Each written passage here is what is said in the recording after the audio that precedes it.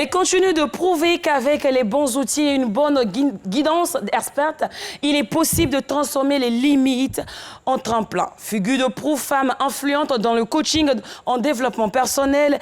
Ces séances de coaching sont non seulement des occasions d'apprentissage, mais aussi des catalyseurs de changement pour beaucoup d'entre nous. Famille, merci d'accueillir coach Augusta Legos.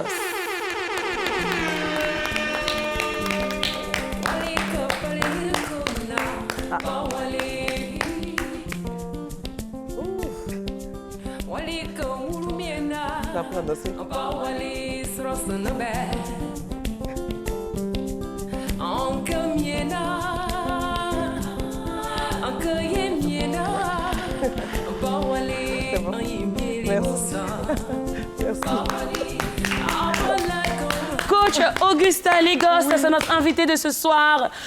Figure de proue, femme influente dans l'univers du coaching en développement personnel. On est vraiment ravis d'être en votre compagnie. Bonsoir à vous. Bonsoir à vous. Vous allez bien? Je vais très bien. Merci à vous de me recevoir ici. C'est un honneur. Plaisir partagé. Normalement, on devait dérouler 5 tapis rouges comme ça pour vous recevoir. Alors, comment va-je... Elle est coach? Oui. Ah, c'est collègue de FAMS? Non. Ah. Même si elle s'est fait de bons remplacements techniques Mais aussi. les deux sont coach. C'est pas les collègues. Vous êtes collègue de FAMS? Un peu. Voilà. Coach. Tu ne connais pas? Elle éveille aussi la joie dans le cœur des gens et elle pousse aussi, elle nous invite aussi à dépasser nos limites, tout comme aussi FAMS a fait avec nos joueurs, ça c'est bien. Voilà, donc c'est ça. Donc, tactiquement, on est collègues. ils sont collègues. Coach, tu dis, ils sont pas Tactiquement, collègues. ils sont collègues.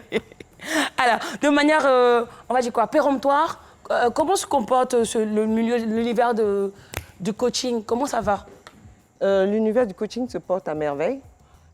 Tant qu'il y aura des humains qui sont dans l'interaction, dans la relation avec les autres, et on aura toujours besoin d'être accompagnés pour réaliser tout ce qui est projet professionnel, tout ce qui est émotionnel, tout ce qui est relationnel. Donc le coaching se porte très bien. D'accord. Alors, moi, je sais pas, pourquoi je dois vous choisir, vous, en tant que coach et pas un autre coach? Pourquoi moi? Oui. Pourquoi coach Augusta Legos comme coach pour m'aider dans mon développement personnel, pour m'aider, je vais dire, dans ma recherche de personnalité? Alors, moi, je ne dirais pas moi spécialement. Moi, j'ai mes collègues, mes confrères qui sont tout aussi outillés que moi. Après, c'est qu'est-ce que vous voulez atteindre? Et en ce moment-là, vous verrez quels sont les outils que j'utilise. Si ces outils vous permettent, vous, d'atteindre, de réaliser vos objectifs, dans ce moment-là, vous venez vers moi. Quelle humilité, hein? C'est bien. N'est-ce pas? Alors, vous donnez de l'amour au quotidien aux gens, vous apportez vraiment beaucoup de joie, vous illuminez la vie de beaucoup d'entre nous. Mais qui vous booste, vous? Qui vous remonte le moral? Qui recharge, vous, votre batterie au quotidien? Alors, au quotidien, mais ce sont des personnes très joyeuses, très communicantes comme vous. C'est ma famille, c'est les objectifs que j'ai, c'est d'accompagner les gens à transformer leur vie. C'est ce qui me passionne, c'est voir les transformations des personnes.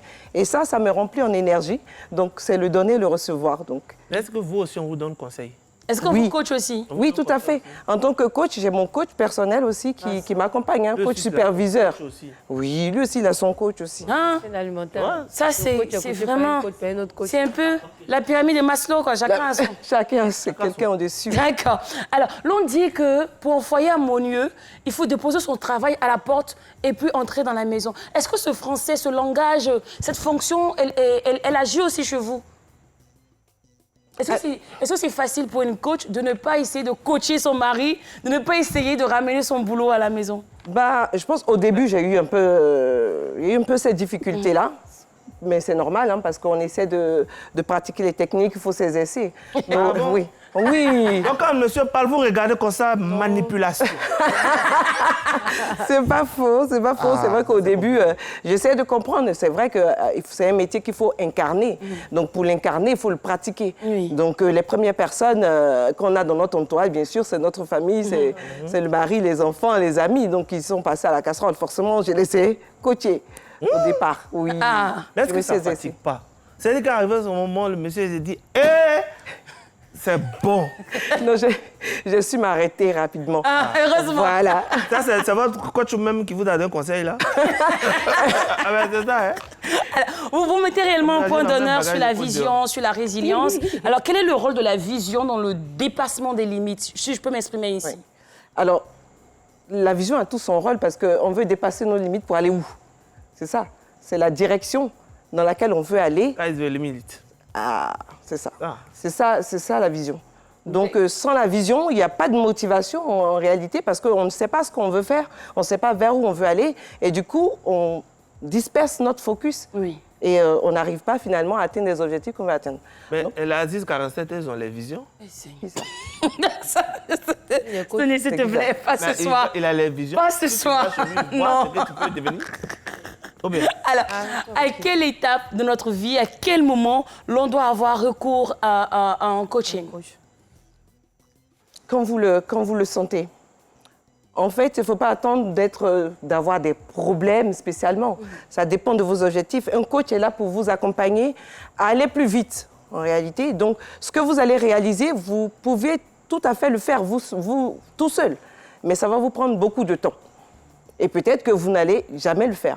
Mais en prenant un coach, vous êtes sûr qu'il y a une stratégie, hein, il y a des étapes à faire avec un accompagnement avec le coach. Donc, vous gagnez du temps, vous gagnez de l'énergie, vous gagnez des ressources. mais il n'y a pas un conflit d'intérêts parce que dans les femmes qui vont à l'église, les gens qui vont à l'église, généralement, ils se confient beaucoup à leurs références spirituelles.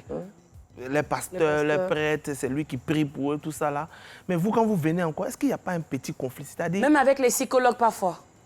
Non, Moi, mais pas. Les psychologues, c'est un peu dans la même veine, hein, si je veux dire, de coaching. Eux, ils travaillent sur le mental et autres, mais c'est un peu, c'est le développement personnel, c'est l'humain.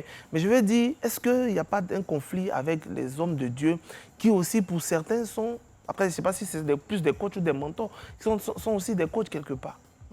Parce que quand vous parlez à quelqu'un et puis vous dites, ton mari, par exemple, mon mari me fait quelque chose, non, ne te laisse pas faire. Et puis elle te dit, mon pasteur m'a dit, ma femme doit être soumise. Est-ce que quelque part vous ne rencontrez pas ce genre de résistance? En fait, il ne devrait pas avoir de résistance ou de conflit d'intérêts. Parce que coacher, en réalité, ce n'est pas donner des conseils, en vrai. Hein. Et coacher, quand on est coach, on rentre dans la vision de la personne qui vient nous voir. C'est-à-dire, c'est quoi sa manière d'analyser le monde. Ah, mais donc, coach, attends, pause. Vous avez dit que coacher, c'est pas donner des conseils. Non. Mais les coachs qui disent souvent, quitte ton mari, là. Si votre mari vous fait quelque chose, s'il parle un, tu parles 10. C'est ce qu'elle a dit, là. Non, c'est des faux coachs. Non, c'est dans la Non, vision, c'est pas des faux coachs.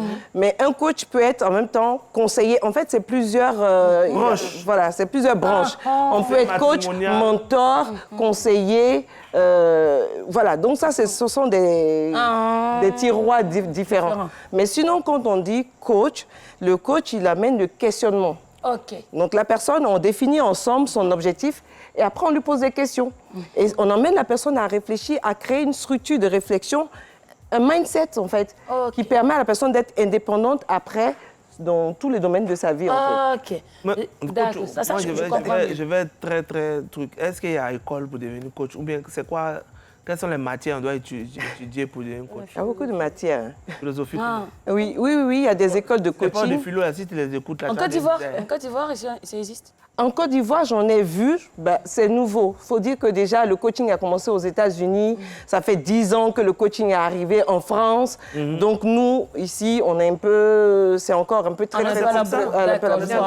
D'accord. Alors, qu'est-ce qui est plus avantageux? Le coaching groupé ou individuel? Parce que je sais que vous faites des séances où parfois il y a 200 personnes, 300 personnes, 150 personnes. Est-ce que c'est avantageux? Parce que là, comme ça, vous n'arrivez pas... Est-ce que vous avez pensé à toucher du doigt le problème de tout le monde dans la salle? C'est pour ça qu'il y a plusieurs formules, donc les coachings personnalisés, et puis il y a des événements comme celui que j'ai organisé il n'y a pas longtemps, où il y a tout J'ai bien aimé justement la présence de Kajim, tout ça. Super, merci. D'accord. Oui, mais effectivement, en coaching, on privilégie vraiment la proximité pour créer la relation, pour mieux comprendre la personne qui est en face. Mais des fois, on fait des séances groupées aussi, on fait des exercices, parce que souvent, il faut travailler à deux pour faire des échanges. Mais 2 heures de séance de coaching groupée, on est nombreux dans la salle, est-ce que c'est suffisant? C'est pas, suffisant. on sème des graines. Tu vas payer encore? Voilà. Mais c'est ça l'affaire de coaching. C'est-à-dire ceux qui n'ont pas l'argent, ils ne peuvent pas être trop coachés. Moi, j'ai remarqué, parce que pourquoi on coach les gens et puis, il faut payer parce que c'est du temps que la personne te consacre. Mais maintenant, ceux qui n'ont pas l'argent, question. qui va les coacher? Est-ce que le coaching, c'est une question de personnes aisées? Forcément? Non, c'est une question d'ambition, d'objectif. Moi, je dis, si ça fait 30 ans que quelqu'un vit une situation financière compliquée et qu'on lui dit, prends 5 séances de coaching à 150 000 pour te sortir de cette situation, je pense que... Est-ce que je veux continuer à vivre encore les 30... Est-ce que je veux continuer à vivre encore les 30 prochaines années dans ma situation? Ou est-ce que je suis prêt à faire demain, pour avoir l'argent encore, il faut... Les grands hommes les ont. Ah oui, c'est ça. Non, d'accord. Ah oui, ça je comprends maintenant pourquoi. C'est pour ça, nous, on va rester pauvres. Et donc, pour avoir un mari aussi, on a se faire coacher. Non, qui va nous coacher? Merci bien. Nous, on va nous coacher. C'était la Lucane. Ça fait 15 ans que nous donnons conseil.